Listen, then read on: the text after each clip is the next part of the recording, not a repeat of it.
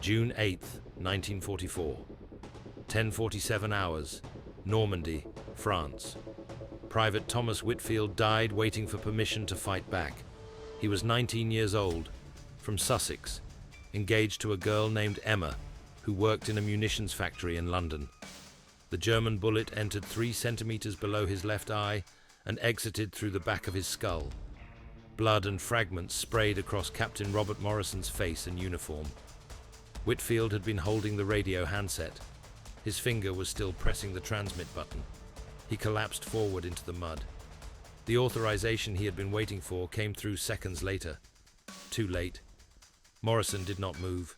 He knelt in the foxhole with his hands shaking and Whitfield's blood on his face and the radio crackling. "Morrison, do you copy? You are cleared to assault Hill 103. Repeat, you are cleared to assault. Morrison, acknowledge." Morrison thought, 4 hours.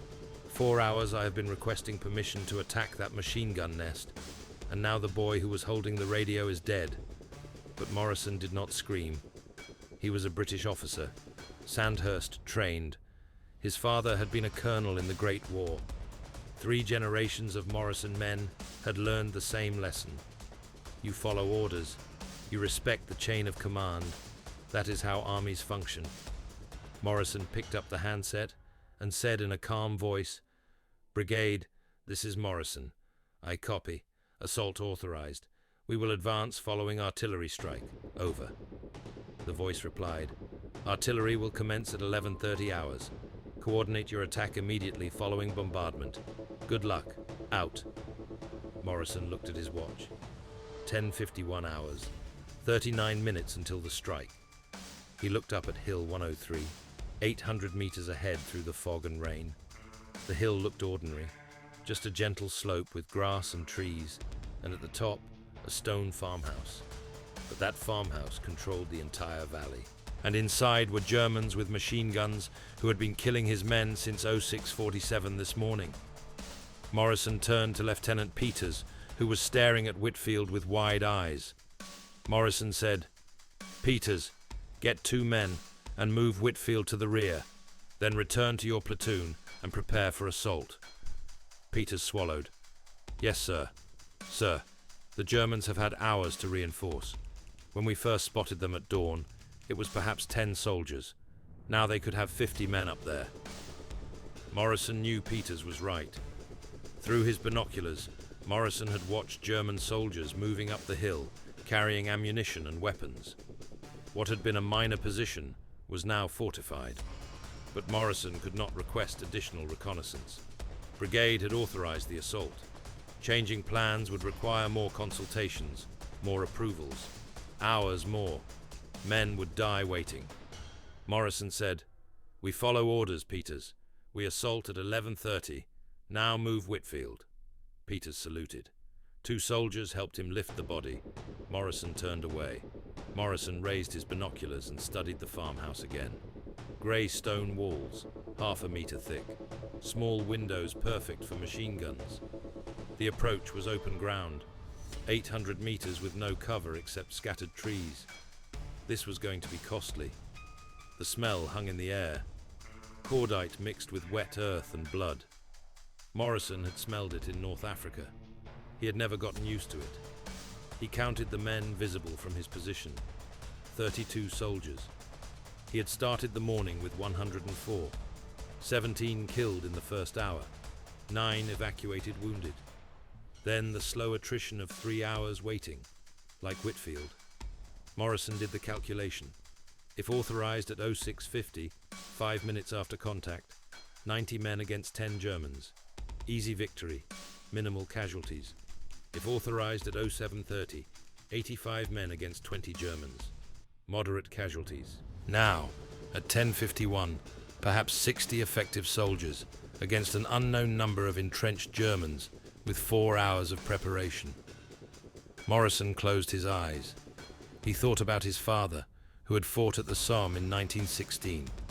His father had told him once, after whiskey, about July 1st, when 20,000 British soldiers died in the first hour because generals ordered them to walk slowly toward German machine guns. His father had said, The Germans did not beat us that day, Robert. Our own procedures did. Morrison had not understood. Not until this moment. At 11:30 hours, the artillery strike began. 24 howitzers. Morrison watched shells arc through the sky and explode around the farmhouse. Black smoke, orange flame. The ground shook. 10 minutes of bombardment. When it stopped, the farmhouse was still standing, stone walls intact. Morrison blew his whistle. His men climbed from their foxholes and began advancing. The Germans opened fire immediately. The MG-42, 1,200 rounds per minute. The sound like ripping cloth. Death moving through air at supersonic speed. Morrison's men began falling, not in rows, randomly. A soldier running, then stumbling, then not getting up, or grabbing his stomach, doubling over, or dropping silently. Morrison kept moving forward, one foot after another, his revolver in his hand, though he was 600 meters from the farmhouse. Sergeant William Crawford ran past, leading 8 men toward cover. Crawford was from Manchester, 32, factory worker, wife and 2 daughters. Morrison had censored his letters home.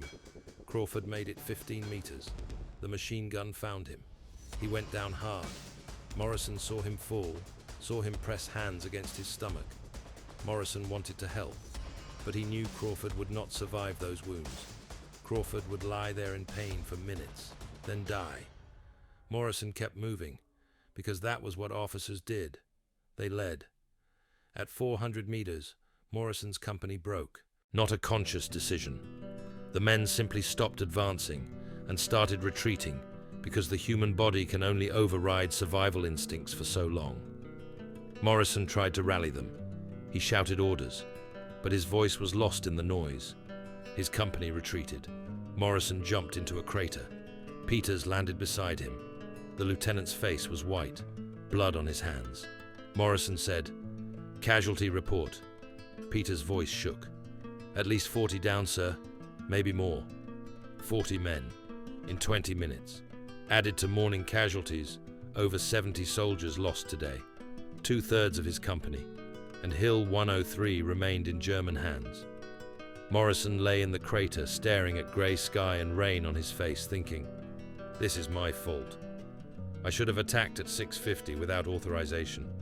I should have made the decision myself." But he had not. He had followed procedure.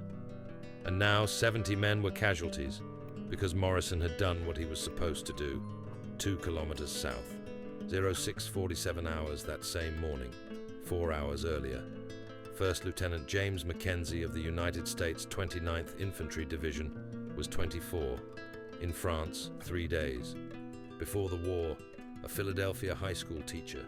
History, bored teenagers who did not care about the Treaty of Westphalia. Mackenzie did not look like a soldier. Thin, almost skinny, wire-rimmed glasses that fogged in rain. Uniform too big. Helmet sliding over his eyes. His men called him Professor.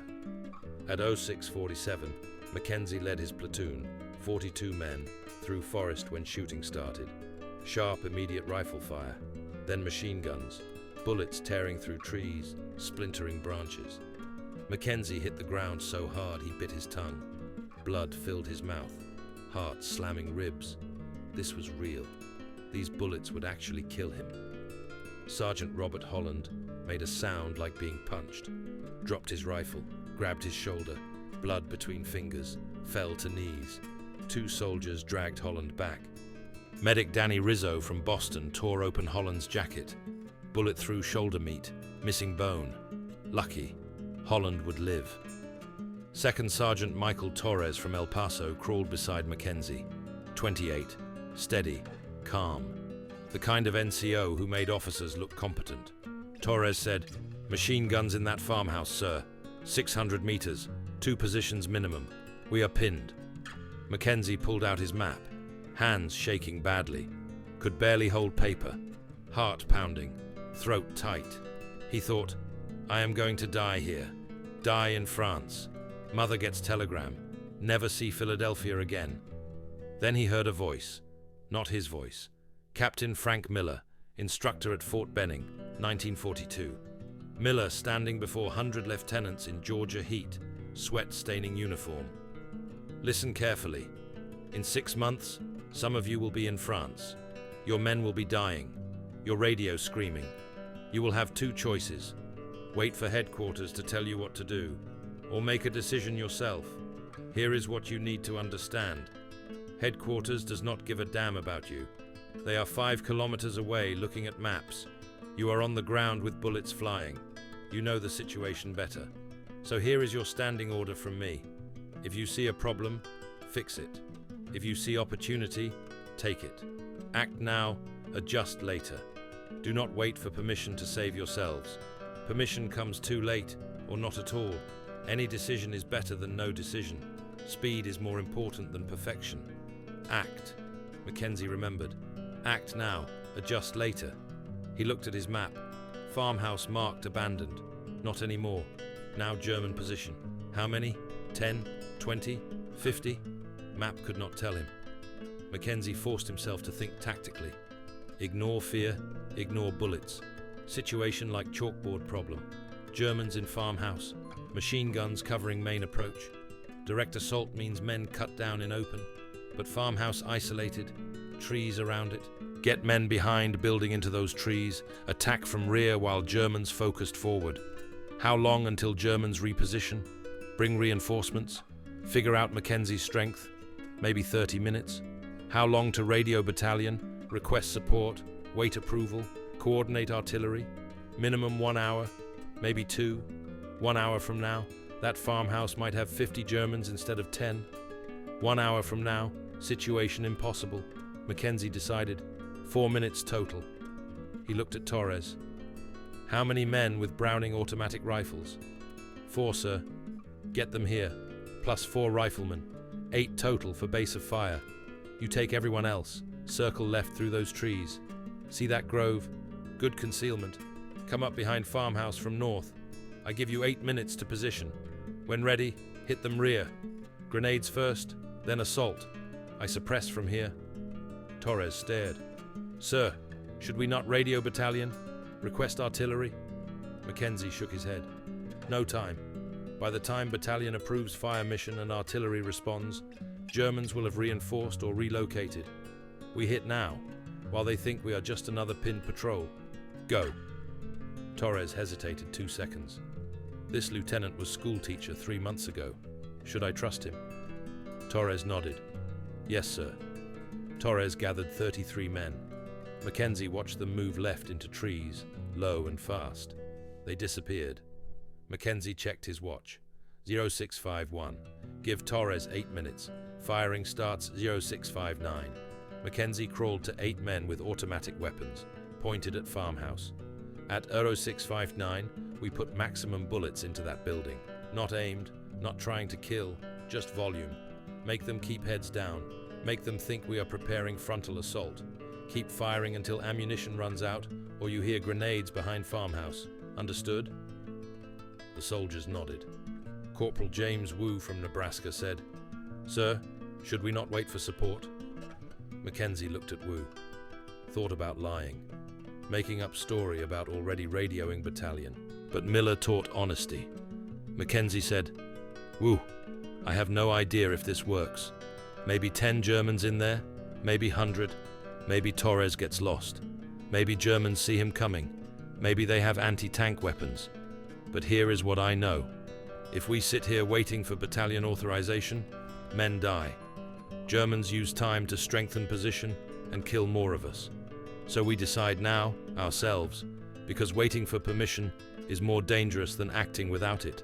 Understood? Wu nodded slowly. Yes, sir. At 0659, Mackenzie and 8 men opened fire. Noise incredible. 4 Browning automatic rifles firing 20 rounds per minute. 4 M1 Garands firing fast as possible. Muzzle flashes lit dim forest. Spent brass flew and landed in mud with small splashes. Bullets tore into farmhouse. Stone chips exploded. Windows shattered. Shutters splintered. Mackenzie saw tracers, every 5th round glowing red, drawing lines through air. Germans returned fire but shooting blind. Could see muzzle flashes, not individual targets. Their bullets went high, cutting branches overhead. 6 minutes continuous fire. Then Mackenzie heard it. Explosions behind farmhouse. Boom, boom. Grenades. Torres made it. Mackenzie shouted, "Cease fire!" His men stopped. Silence except ringing ears. More explosions from farmhouse. Grenades inside. Rifle fire. Shouting. 90 seconds later, shooting stopped. Radio crackled. Torres, "Sir, farmhouse secure. 14 enemy killed, 9 wounded, 6 surrendered. We control position." Mackenzie felt hands stop shaking. Pressed transmit. "Casualties?" "None, sir. No friendly casualties." Mackenzie closed eyes. 42 men into combat, 42 still alive. Except Holland, hit before assault, and he would survive. "Good work, Torres. Secure perimeter. Coming up." Mackenzie moved forward to farmhouse. Old stone construction, bullet holes everywhere. Front door blown off hinges. Inside, smoke thick. Smell of explosives and blood. 14 German soldiers down. Most killed by grenades in confined space. 9 wounded. Rizzo working on them. Bandaging, injecting morphine. Germans looked young. Teenagers mostly. 1 crying, holding bloody leg bandage. 6 surrendered. Standing against wall, hands on heads. Terrified. 1 kept saying, "Nicht schießen, bitte nicht schießen. Please do not shoot."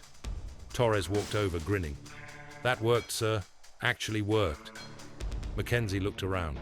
Dead Germans. Wounded. Prisoners. His own men alive except Holland, who sat against wall with bandaged shoulder, smoking cigarette. "Yeah, it worked." At 0708, 19 minutes after contact, Mackenzie radioed Battalion Commander Major William Hendricks. "Sir, Mackenzie, we encountered enemy position grid Baker 7-3. Machine gun nest, farmhouse. We neutralized position. 14 enemy killed, 9 wounded, 6 prisoners. Farmhouse secure. Requesting orders for next objective."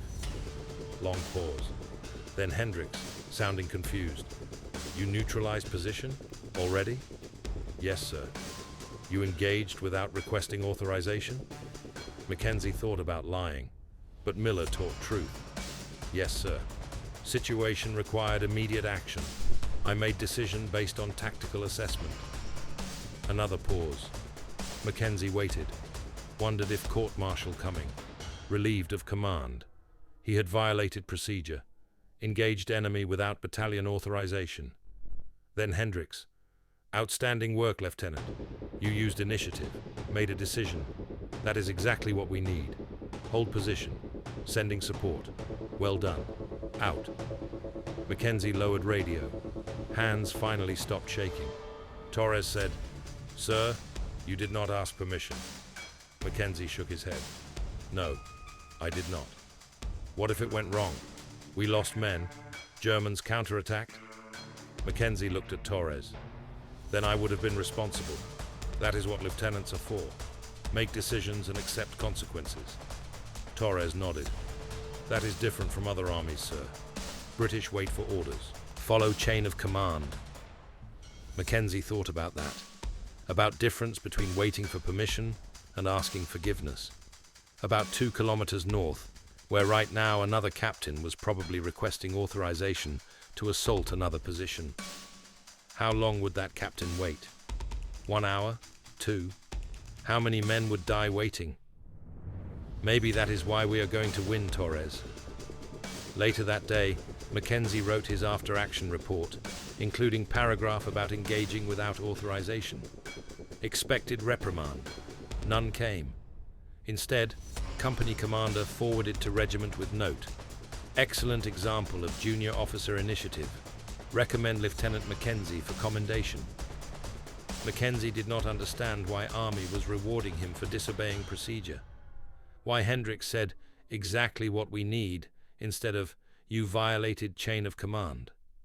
He would understand later, when someone explained that American Army in 1944 operated on completely different philosophy from every other military. Philosophy that said junior officers should decide without permission, that sergeants should ignore colonels if colonels were wrong. That man on ground knew more than man at headquarters. But where did this philosophy come from? How did American military become the only army where disobedience was not just tolerated, but encouraged? The answer was one man, a lieutenant colonel who in 1927 arrived at Fort Benning, Georgia, with a dangerous idea. An idea that entire concept of military hierarchy was fundamentally broken. An idea that would rebuild American army from ground up and change how wars were fought forever. His name was George Catlett Marshall. October 1927, Fort Benning, Georgia. Captain Robert Hayes had just executed a perfect attack. On the sandy training field, under a brutal Georgia sun, his company moved like it had marched straight out of a tactics manual. First platoon laid down clean suppressive fire. Second and third hooked around in a textbook flanking maneuver. The mortar section dropped rounds exactly where the instructors had marked the enemy position on the map. It looked beautiful from the reviewing stand. Flags, whistles, shouted commands, boots in perfect rhythm on the dry ground. Hayes's men overran the dummy machine gun nest in 15 minutes. Not a single simulated casualty. Clipboard officers nodded. A major turned to the man beside him and said, almost with satisfaction, "That is how it is done." The man beside him did not nod.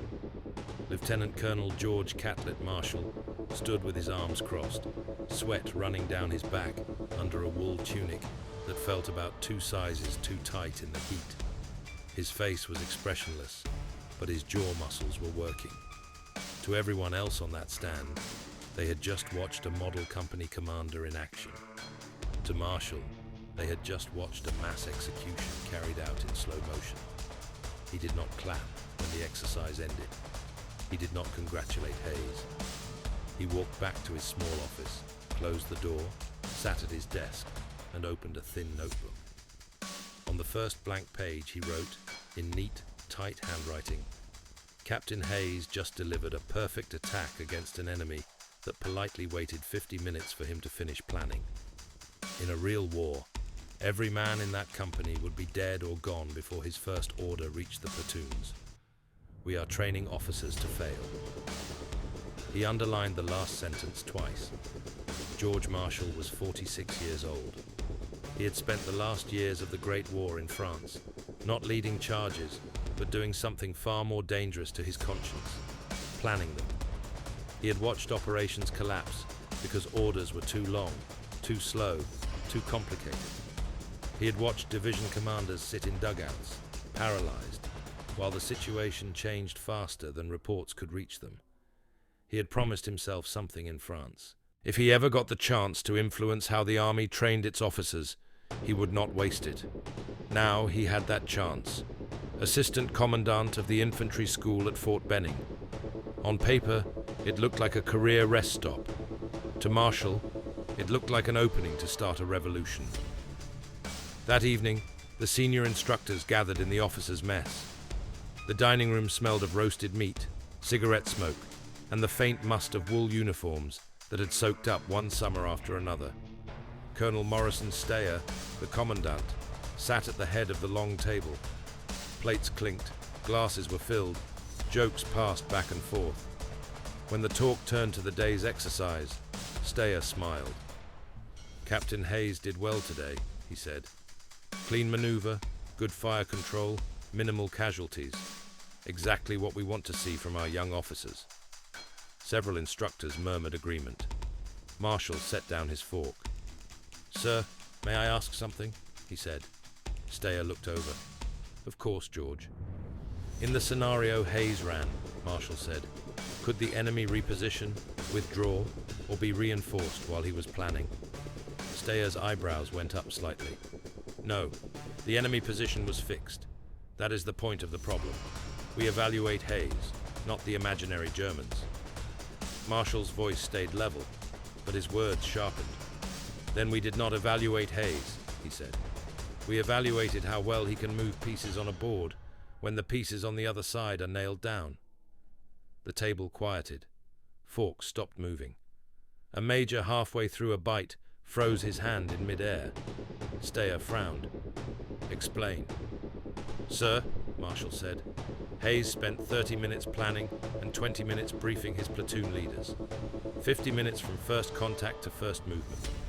In France, if a company commander took 50 minutes to act after discovering an enemy machine gun nest, he would either find it empty or reinforced when he finally moved. Or he would find nothing, because his company had already bled out in their start line. Major Bradshaw, one of the tactics instructors, put his glass down a little harder than he meant to. "Colonel," he said, "you cannot compare a controlled school exercise to combat. Here we teach principles. The details come later." Marshall turned to him. "Major, I am comparing something very simple," he said. "Time. In war, time is blood. The enemy does not wait for us to finish planning. Yet we reward officers here for slow, perfect plans against enemies that stand still. We are wiring their brains to believe that a perfect plan is more important than a fast decision. In the Meuse Argonne, I watched that belief kill people." He paused, looking around the table. "I watched battalion commanders sit in shell holes, clutching 12-page orders that were already wrong before the ink dried, because no one had told them they were allowed to think for themselves when the situation changed, and it always changed." Bradshaw flushed. "Are you suggesting, Colonel, that we should tell lieutenants to ignore orders, that they should charge off on their own whenever they feel like it? That is not an army. That is a mob." Marshall's hands were flat on the table now. "I am suggesting," he said, "that when the situation on the ground no longer matches the situation in the order, the man on the ground must act. Not freeze, not wait, act. That is not disobedience, that is leadership." Stayer's voice cut in before Bradshaw could answer. "George," he said, "this is serious. You are talking about changing the very nature of command. The chain of command exists for a reason. Without it, we have chaos." Marshall met his eyes. "Sir, with respect," he said quietly, "we already had chaos in France. The question is, who controls it? If we insist that every decision must come from the top, the enemy controls the chaos. If we train junior officers to make decisions inside that chaos, we control it." The room stayed still. The only sound was the clink of plates being cleared in a far corner.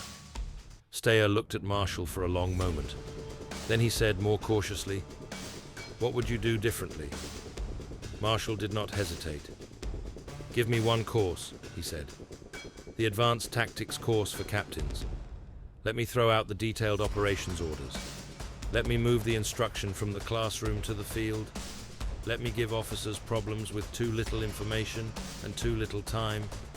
Let me grade them on how fast they decide, how well they adapt, not how neatly they quote doctrine. Let me see if we can break their bad habits before their bad habits break their men." Bradshaw shook his head. "You will create confusion," he said. "You will produce officers who do not know how to write a proper order." Marshall looked at him.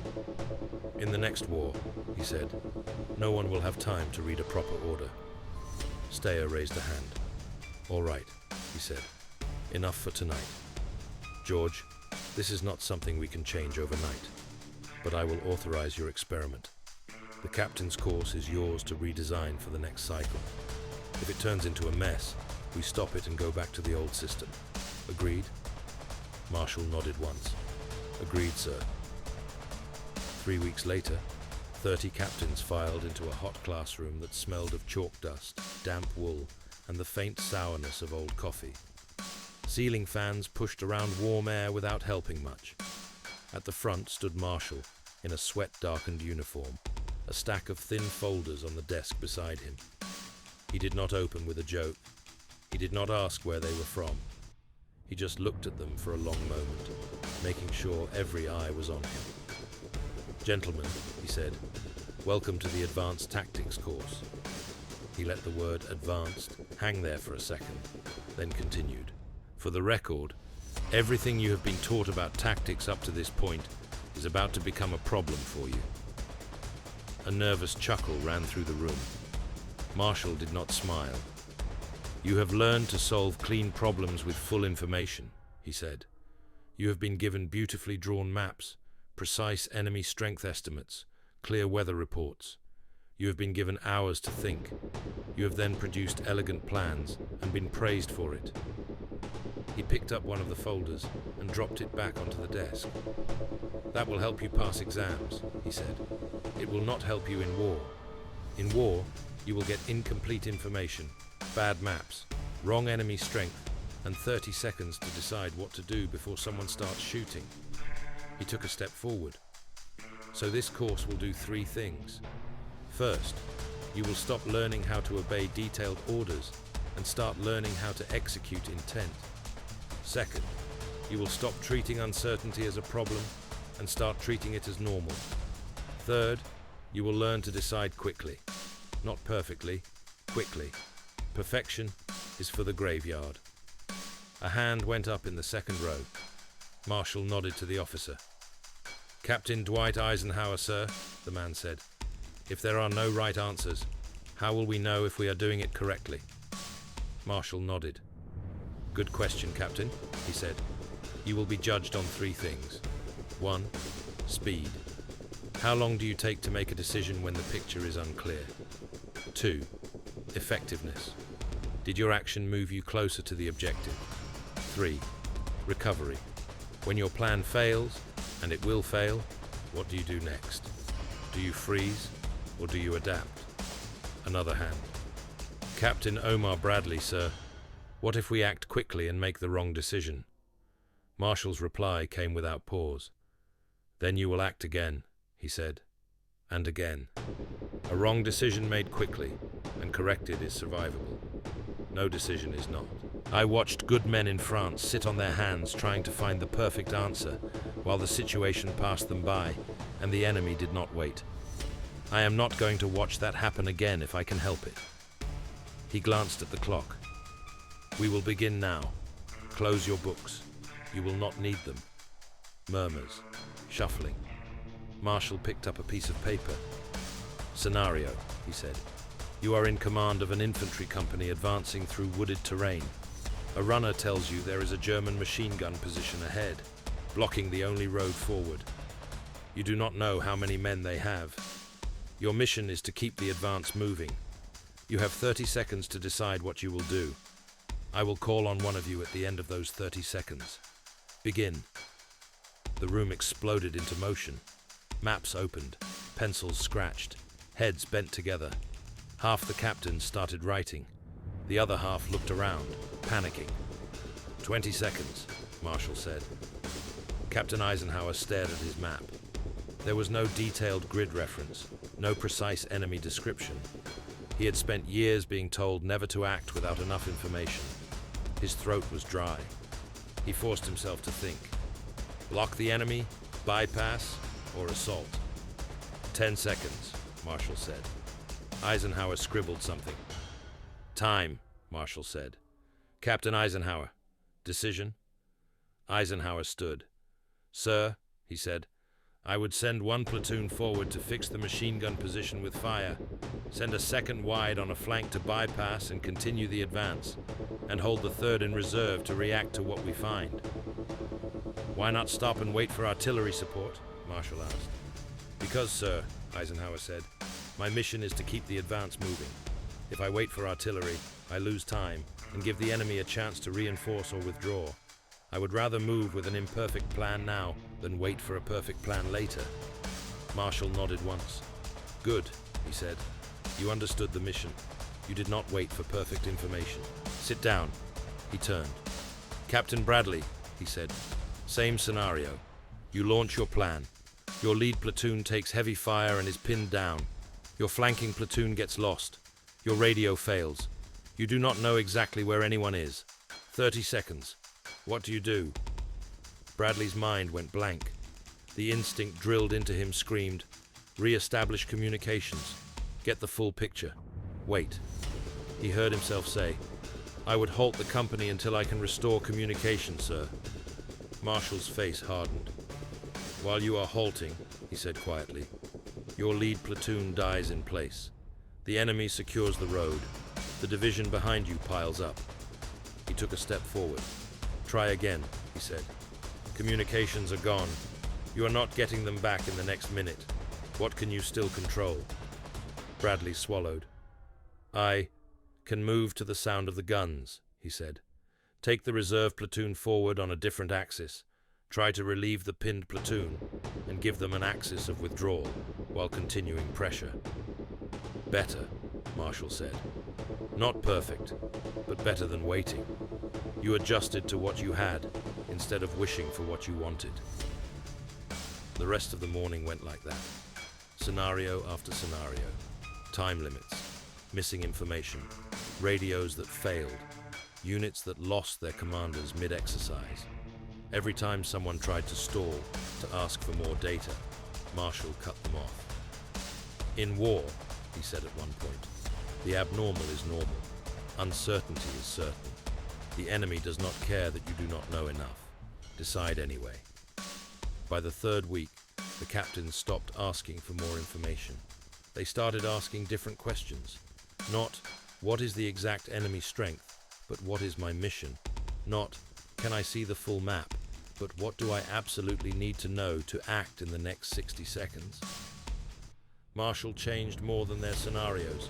He changed their paperwork. The thick, ornate operations orders that had been standard at Benning went into the trash. "No written order longer than 1 page, he told the instructors.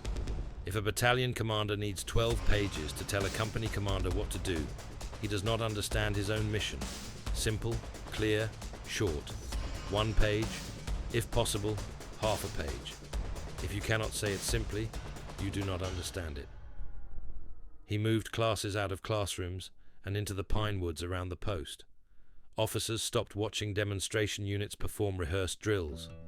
Instead, they filled the command positions themselves, making real-time decisions with real people following their orders. Free maneuvers replaced scripted exercises. The enemy in these drills was another student unit with its own orders and full freedom to shift, counterattack, or break contact. Sometimes the enemy won. When that happened, Marshall did not hide it. One cold morning, after a night exercise that went badly wrong, he gathered a company of exhausted student officers in a clearing. They were muddy, tired, and angry. One captain, who had led the losing side, stood stiffly at attention, jaw clenched. His unit had been destroyed in the scenario because he had clung stubbornly to his initial plan while the opposing side maneuvered around him. "Captain," Marshall said, "what happened out there?" The officer's voice was tight. "Sir, I followed my plan. I kept to the axis of advance specified in the original order." "And when your scouts reported that the enemy had shifted to your flank?" The captain hesitated. "I assumed higher headquarters would adjust the plan, sir." Marshall let the silence stretch. "Headquarters was not watching you," he said finally. "I was. You had all the authority you needed to adjust. You had all the information you were going to get. You waited anyway. And in a real war, your men would have died while you waited." The captain stared straight ahead. For the first time, his eyes looked less angry and more shaken. Marshall's tone softened by a fraction. "It is better you learn that lesson here," he said, "where the price is embarrassment and a bad grade, than in France, where the price is graves." Word about Marshall's methods spread. Some officers loved them, others hated them. One instructor said privately that Marshall was trying to turn the army into a debating club. Another, a young weapons instructor named Lawton Collins, said the opposite. "He is teaching us to think faster than the enemy. That is the only edge that matters." Over 5 years, the numbers told their own story. Decision times in exercises dropped from half an hour to a few minutes, in some cases to less than 60 seconds. Units led by officers trained under Marshall consistently completed their objectives in field problems while taking fewer simulated casualties than those led by officers trained the old way. In 1932, as Marshall prepared to leave Fort Benning for his next assignment, Captain Dwight Eisenhower knocked on his office door. The room was almost empty now, books in boxes, papers sorted. "Come in, Ike," Marshall said. Eisenhower carried a folder. "Sir," he said, "I compiled the statistics you asked for. comparing officers trained under your program with those who were not. Marshall gestured to the chair. What do they say? Eisenhower sat, opened the folder, and ran a thumb down the first page. On average, he said, your officers make initial decisions 3 to 6 times faster in field problems. Their units complete objectives with roughly 30 to 40% fewer simulated casualties. In free maneuvers, they recover from surprise attacks more often, and when radios go down, the old school units usually freeze. Yours keep moving. He looked up. Sir, the numbers are not perfect. It is training, not war. But there is a clear pattern. Marshall took the folder and scanned it. Years of fights with traditionalists. Years of being told he was breaking the army. What he saw on those pages did not make him smile. It made him very still. Do you believe this, Ike? He asked. Not the numbers, the conclusion. Eisenhower nodded. Yes, sir, he said. I have watched these men in the field. When things go wrong, they do not wait for someone else to fix it. They fix it. That is not what I saw when I was a student before you came. Marshall closed the folder. Good, he said quietly, because you and Bradley and the rest of your generation are going to have to prove this for real. And you will not have the luxury of chalkboards and umpires the next time. Eisenhower hesitated, then said, Sir, do you really think there will be a next time? Another war on that scale? Marshall looked past him, out the window. The Georgia pines swayed slightly in a warm breeze. Beyond them, on the training fields, another group of young officers was moving across open ground, calling orders, learning to decide with incomplete information. Yes, Marshall said. I do. I do not know when. I do not know where. But I would rather be wrong and prepared than right and unprepared. Eisenhower stood. Thank you for what you have done here, sir, he said. If there is a next war, I would rather fight it with your officers than any others. After Eisenhower left, Marshall sat alone for a long time. On his wall hung a small framed map of the Meuse-Argonne sector in France. Black pencil marks showed where American units had stalled, where communication had failed, where opportunities had been missed because no one at the front had believed they were allowed to act without orders. He looked from the map to the folder of Benning statistics. 5 years earlier, he had watched Captain Hayes run a perfect, slow, deadly to his own men attack against wooden markers on a field. Now, dozens of captains like Hayes and lieutenants under them had been rewired to think differently, to act faster, to accept responsibility instead of hiding behind procedure. Had he saved lives that would otherwise be lost in some future war? Or had he planted the seeds of chaos in an army that still believed obedience was its highest virtue? He did not know. There was only one way to find out. 13 years later, on a grey morning in June, young American lieutenants would step off landing craft onto French beaches. Radios would fail, plans would fall apart, the enemy would not sit still. And over again, in the chaos, those lieutenants and their sergeants would do something no German staff officer quite expected. They would stop waiting for orders. They would act. September 1941, northern Louisiana. The thick, heavy air pressed down, making every breath feel like a chore. Wool uniforms stuck to sunburned skin, sweat pouring down faces streaked with dirt and grime. Mosquitoes buzzed relentlessly, adding to the unease. Around them, hundreds of thousands of soldiers moved through the swamps and pine forests, tension pulsing like electricity beneath the surface. Captain Robert Hayes wiped the salt from his eyes and stared at the map again. His hands trembled, not from fear, but from frustration. Every detail of his company's advance had to be perfect on paper, painstakingly approved by battalion and division. He could hear voices through the radio. Orders passed back and forth like a slow, endless game of chess. His men waited in the humid undergrowth, boots sinking slowly into heavy mud. He felt the weight of responsibility sag across his shoulders like a chain. His mind raced, knowing every second they delayed gave the enemy more time to prepare. His jaw clenched. Should he defy protocol? But the consequences echoed loudly. Nearby, Lieutenant General Ben Lear stood in the shade of a tree, wiping sweat with a dirty handkerchief. He glanced at his watch, impatient.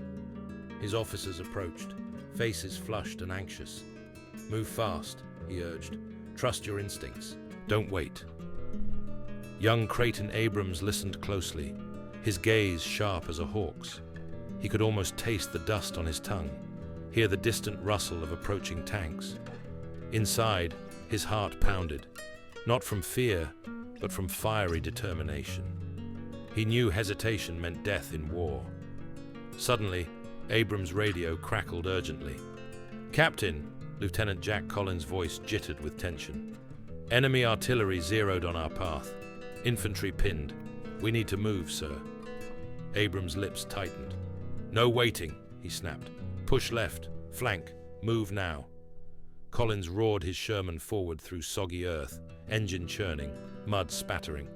Bullets zipped past, some whistling too close. The men inside held tight, muscles clenched, senses sharp. Every second stretched painfully.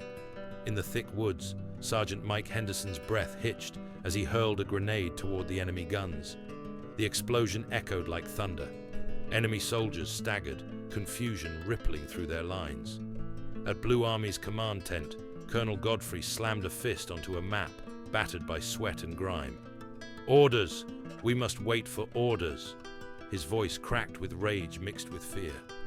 Men responded like machines, constrained by rules that no longer fit the brutal reality outside.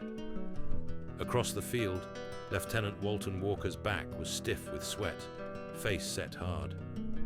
"Waiting gets men killed," he said sharply to a superior, who stared at him like he was a madman. The tension was palpable. Old ways clashed with new truths.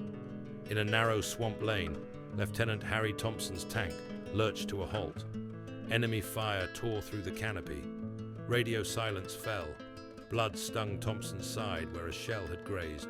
His sergeant, Sam Turner, wiped grit from his eyes, steady despite a bleeding lip. "Lieutenant, step back. I'll take over," Turner said calmly, voice low but firm amid chaos. Thompson hesitated, pain sharp, then handed over the controls. Turner's hands gripped the steering wheel with unyielding resolve. Every move was a gamble, but hesitation was deadlier. In moments, Turner rallied the crew, coordinating fire and retreat with instinctive skill. As the maneuvers wore on, fatigue layered over the men like a heavy cloak. Officers rubbed stinging eyes, listening to crackling radios. Sweat mixed with dirt and frustration. Mistakes meant simulated deaths, but learned lessons were very real. General Patton stood beside a dusty convoy, wiping mud from his forearm. "War demands speed, not just plans," he muttered to himself. "You can't wait for the music to play when the battle is already raging." On a warm Louisiana afternoon near Gippsland, tension spiraled as Blue Army units hesitated before well-timed Red Army strikes broke their lines. Officers barked hurried orders. Soldiers exchanged fearful glances. The old command structure struggled to keep pace. At headquarters, Lieutenant General Weaver pounded the table, voice shaking. Why do the traditionalists falter while these young officers sweep the field with quick decisions? The answer drifted through the thick air, carried on the sound of war games, speed, courage, and faith in the initiative of every soldier. As the camps broke and the dusty roads cleared, men reflected on what they had learned. The army was changing, not just in equipment, but in spirit and leadership. In less than a year, young officers trained here would face the real horrors of war. Their ability to act decisively amid chaos, to lead without waiting for orders, would shape the future, determining who lived, who died, and who won. A new age of command had dawned in the humid fields of Louisiana, and the world would soon see why. December 22nd, 1944, Bastogne, Belgium. The biting cold seeped through every layer. Snow blanketed the earth in muffled silence, broken only by distant thuds of artillery. Inside the snow-dusted trenches, men of the 101st Airborne Division tightened their grips on frosty rifles, eyes bright with exhaustion and resolve.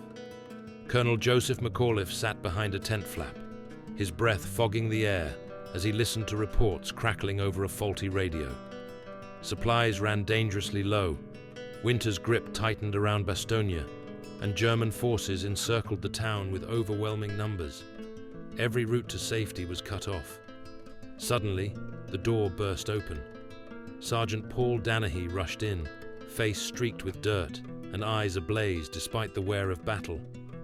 "Sir," Danahy said firmly, voice steady, though the tension around them thickened. "The eastern flank is weak. The enemy is massing for a heavy push. If we don't strike soon, they'll break through." McAuliffe met Danahy's gaze, the weight of responsibility pressing harder than the cold. "You know the orders, Sergeant," McAuliffe replied quietly. "Hold position until relief arrives." Danahy's jaw clenched. "With all respect, sir, the situation has changed. Waiting could mean disaster. I propose we act now, 40 men, striking hard on that flank. It goes against orders, but it's our best chance." A long pause filled the room, broken only by the crackle of static. Then McAuliffe nodded sharply. "You have my leave. Move swiftly, and be careful." The sergeant's face hardened with determination. He gathered his men, some young, some veterans, each with frost-bitten fingers and hearts pounding in the winter stillness. They slipped silently through the snow-covered woods, shadows beneath heavy branches dripping with ice. As they approached the enemy, tension curled tight in Danahy's chest. The rustle of steps and hushed voices carried on the crisp air like whispers of fate. Grenades arced silently, bursting through enemy lines, followed by a barrage of rifle fire. German soldiers scrambled in confusion, caught unprepared for the sudden, bold counterattack. Danahy's men fought fiercely, repelling multiple counterattacks despite being outnumbered. The crack and pop of rifles and the sharp thuds of bodies falling mingled with shouted orders and gritted breath. Inside the command post, McAuliffe listened anxiously to the radio. Reports came in of Danahy's assault. Slowly, hope kindled in the frozen gloom. Days later, a German officer approached Bastogne's defenders under a flag of truce with a surrender ultimatum. McAuliffe's reply was simple, sharp, unforgettable. Nuts. The refusal was more than symbolism.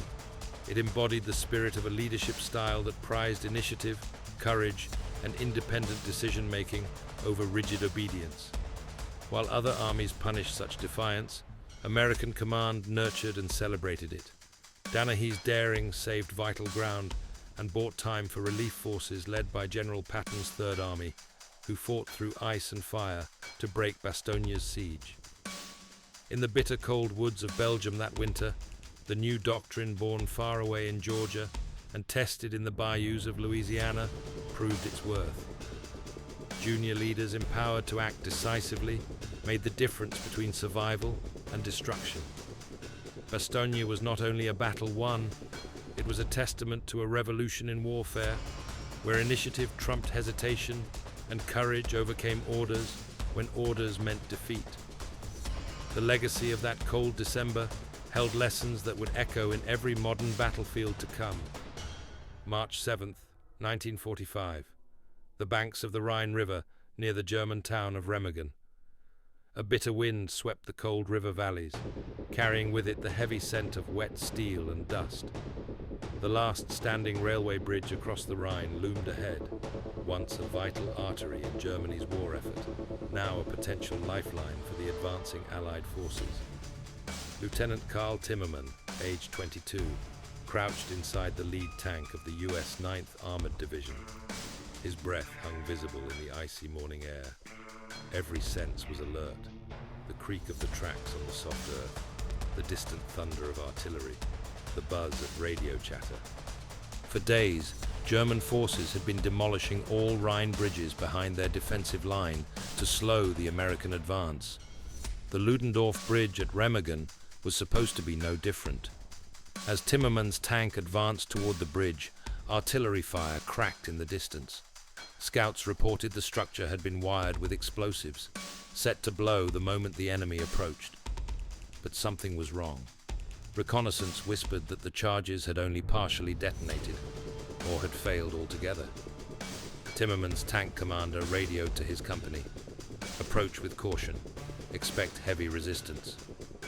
The convoy slowed. The bridge's massive stone towers rose on either side, their silhouettes stark against the grey sky. As Timmerman climbed out from his tank, boots crunching on the gravel, he saw the shattered remains of what should have been a destroyed structure. Rails intact, spans still suspended gracefully over the river. His mouth tightened. "Take it," came the order from Major Ames over the radio. "Secure the bridge at any cost." Under fire and intense silence, Timmerman led his troops across, their feet pounding on iron and wood, eyes scanning for traps, booby traps, enemy snipers. Inside the town, German defenders had melted away. Their attempts to destroy the bridge had failed. Some surrendered without a fight. For the first time in weeks, the Allied forces had a direct port of entry to the eastern bank of the Rhine. Within hours, engineers began reinforcing the bridge for heavier traffic. Pontoon bridges scouted nearby to increase supply flow.